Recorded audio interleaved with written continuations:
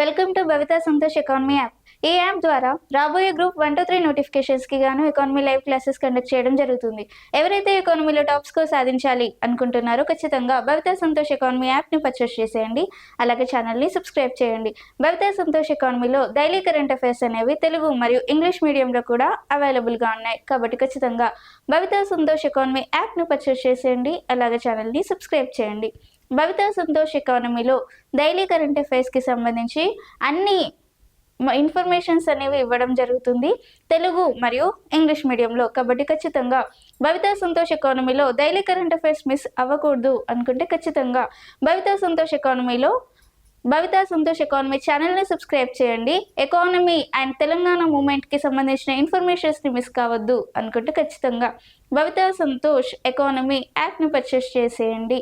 మనకి ఈ భవితా సంతోష్ ఎకానమీ ఛానల్లో మనకి తెలంగాణ మూమెంట్కి సంబంధించిన సమాచారాన్ని కూడా ఇవ్వడం జరుగుతుంది. కాబట్టి ఖచ్చితంగా మిస్ చేసుకోకండి. ఖచ్చితంగా ఛానల్ని సబ్స్క్రైబ్ చేయండి. అండ్ ఈరోజు డైలీ కరెంట్ అఫైర్స్కి సంబంధించి కొంత సమాచారం. దాంట్లో ఫస్ట్ టాపిక్, 1,00,000 మంది డ్రోన్ సైనికులతో భైరవ దళం.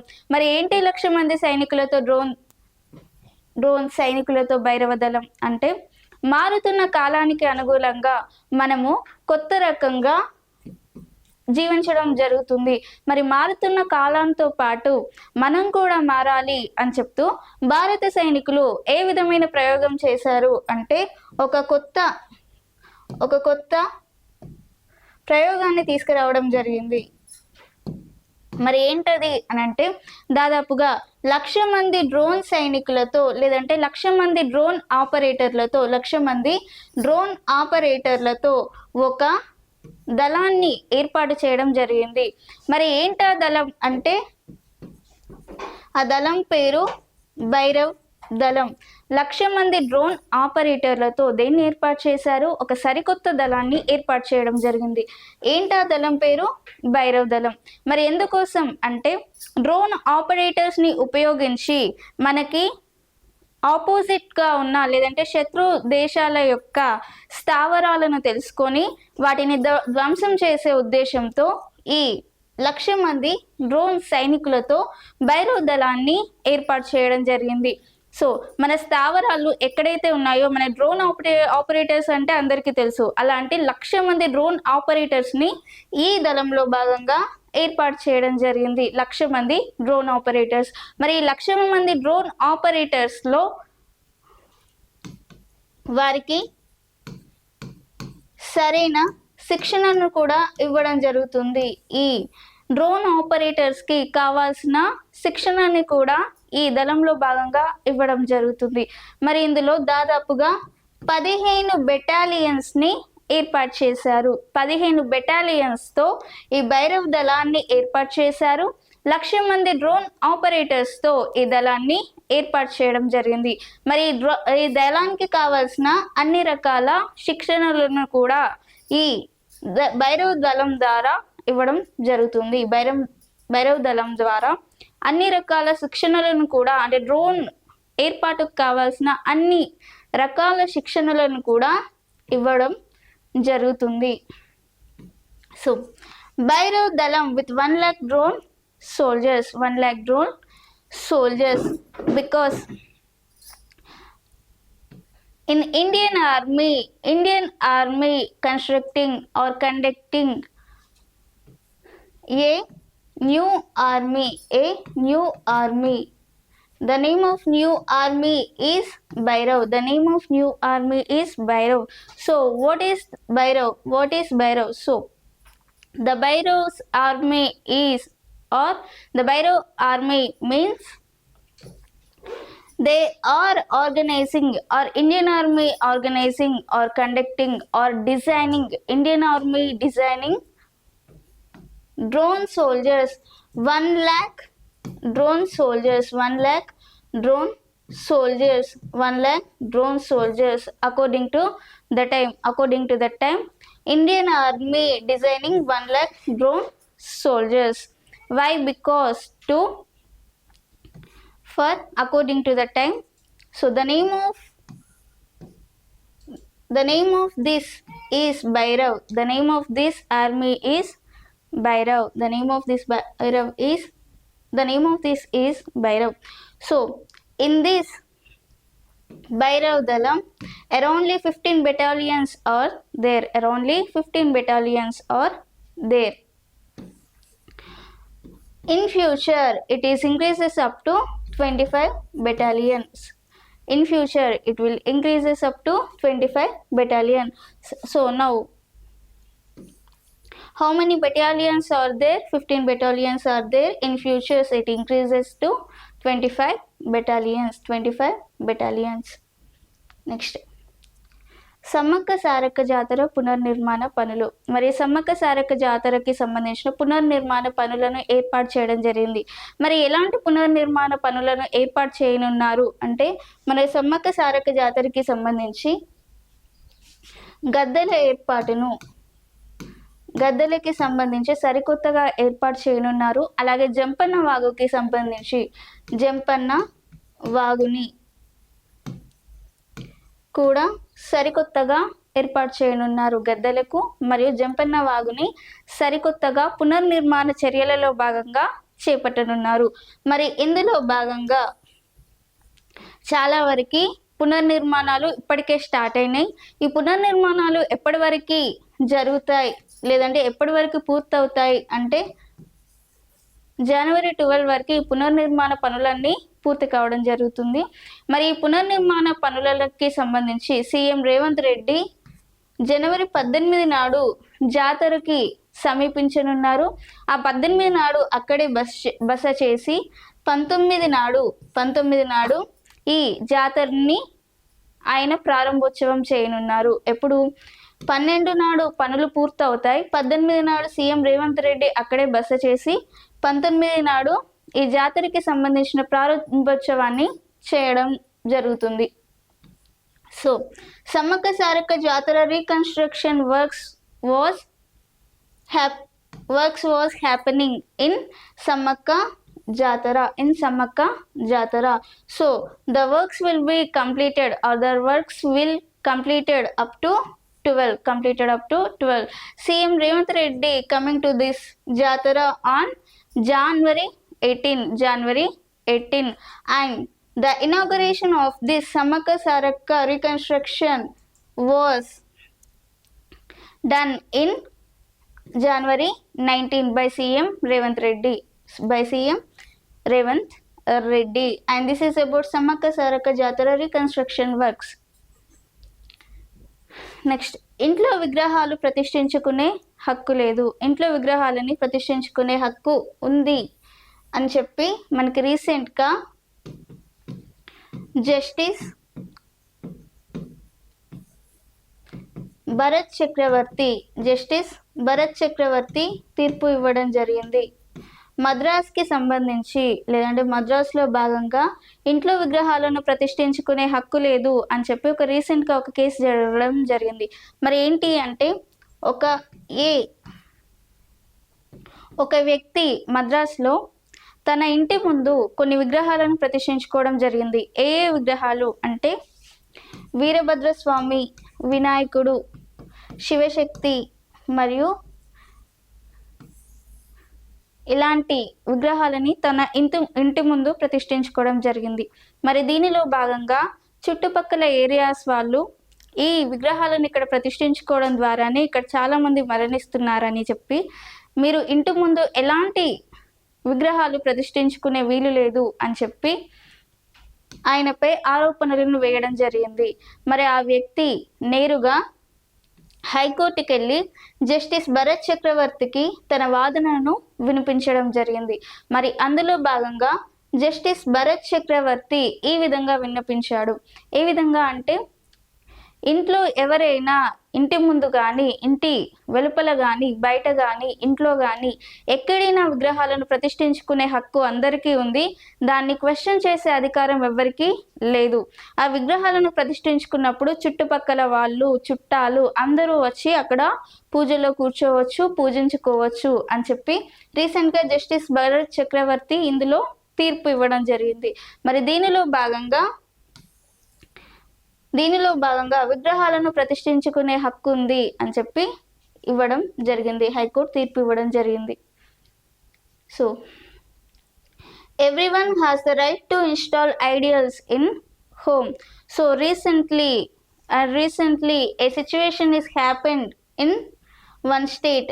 A person he installed ideals in their own home, in their own home. So surrounded areas of the people's and relatives are blamed on him. So because of these ideals, lot of members are died in this area. So in this case you don't install idols in your home. So in this case he came to high court and asked justice to Bharat Chakravarti.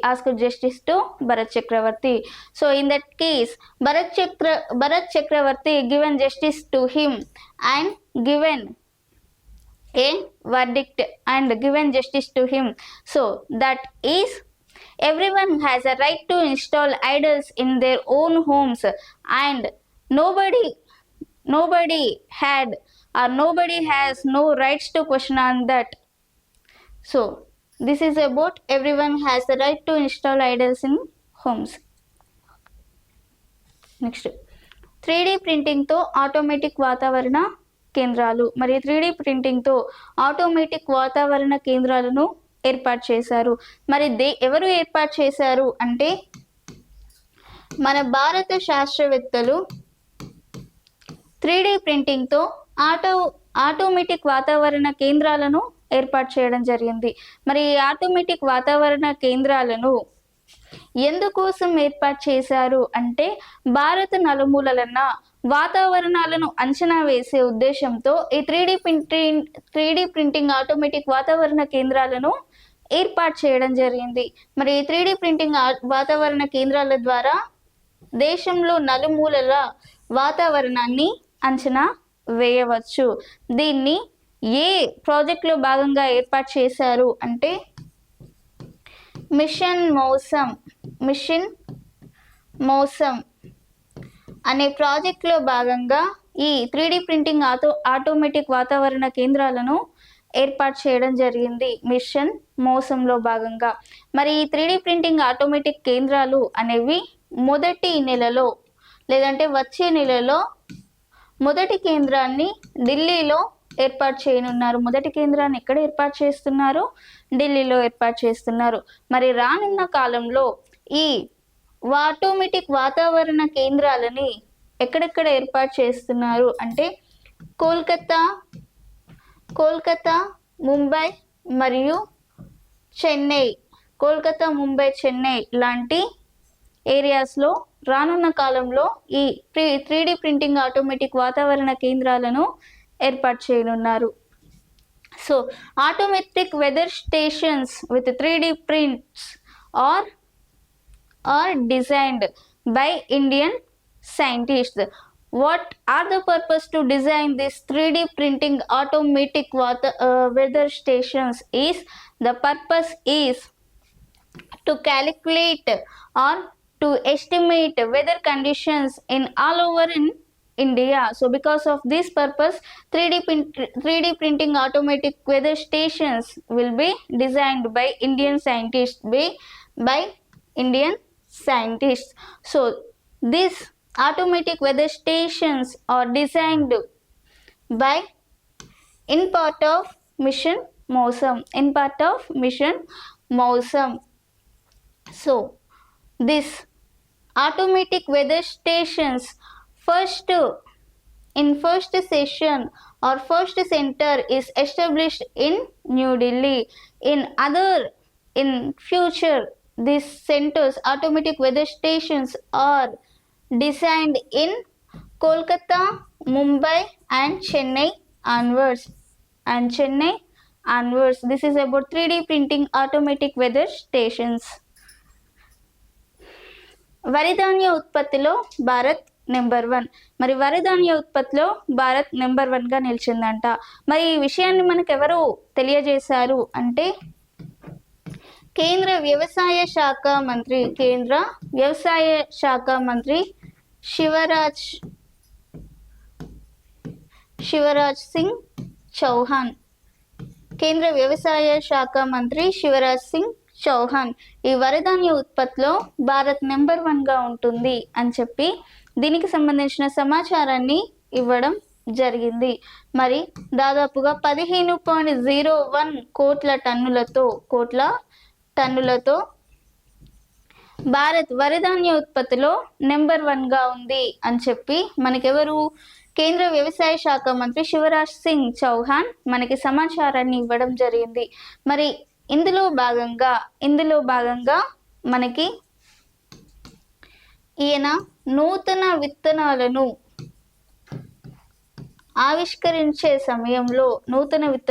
ఆవిష్కరించే సమయంలో భాగంగా మనకి ఈ విషయాన్ని తెలియజేయడం జరిగింది.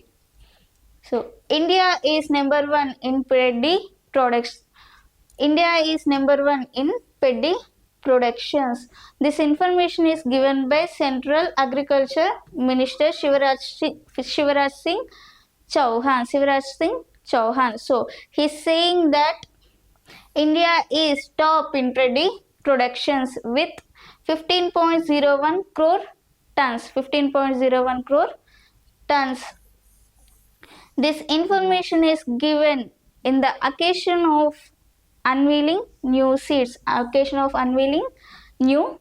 seeds, and this is about India is number 1 in paddy productions. Venezuela అధ్యక్షురాలుగా డెల్సీని ఈ మధ్యకాలంలో నియమించడం జరిగింది. మరి అంతకుముందు ఎవరు ఉండేవారు అంటే నికోలస్ మదురో వెనిజులా అధ్యక్షుడిగా ఉన్నాడు. మనకి రీసెంట్గా వెనిజులా పైన జరిగిన సంఘటనలు తెలుసు. మరి వెనిజులా అధ్యక్షుడు నికోలస్ మదురోని ఆ వెనిజులా అధ్యక్షుడి పదవి నుండి తీసివేయడం జరిగింది.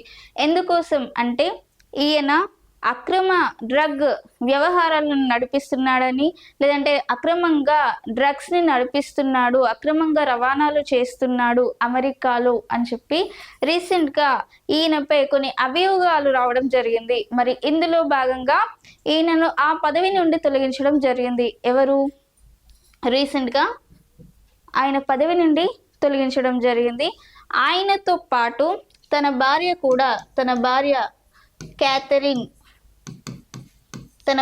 కేథరిన్ కూడా ఈ అక్రమ రవాణాలో ఉంది అని చెప్పి రీసెంట్గా తనని కూడా ఆరోపణల్లో భాగంగా చేయడం జరిగింది.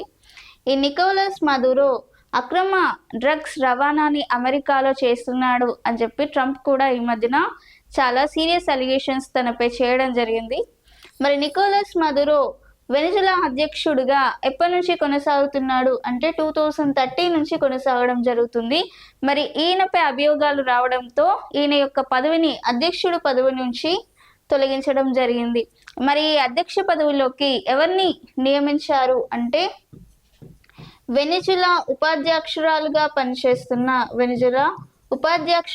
పనిచేస్తున్న ఈవిడ డెల్సీని మనకి వెనిజులా ఉపాధ్యక్షురాలుగా ఉన్న డెల్సీని అధ్యక్షురాలుగా రీసెంట్గా నియమించడం జరిగింది. So Delcy as Venezuela president or Delcy is appointed to Venezuela president and former president of Venezuela is Nicolas Maduro. He is accused in illegal transforming drugs. So because of this, he is removed his position of president in Venezuela, and his wife is also included on this. So in this case, they are both accused in illegal transforming drugs. So because of this, he removed their job of president in Venezuela. So recent Venezuela deputy or Venezuela Delcy is appointed to Venezuela president. In recent times Venezuela or Delcy is appointed to Venezuela president. గాంధీనగర్లో కలుషిత జలాలతో typhoid వ్యాప్తి. గాంధీనగర్ అంటే మనకి గుజరాత్లోని ఇందూర్ నగర్లో ఉన్న గాంధీనగర్, గుజరాత్ రాష్ట్రంలోని ఇందూర్ నగరంలోని గాంధీనగర్ అనే గ్రామంలో మనకి ప్రజలు టైఫాయిడ్ బారిన పడి చాలామంది బాధపడుతున్నారు. మరి ఇందులో భాగంగా దాదాపుగా 104 మంది టైఫాయిడ్ బారిన పడి సివిల్ హాస్పిటల్లో చికిత్సను పొందడం జరుగుతుంది. మరి ఇందులో భాగంగా అక్కడ హర్ష్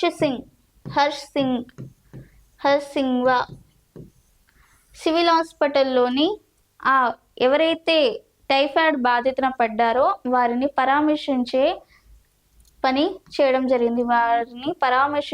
జరిగింది.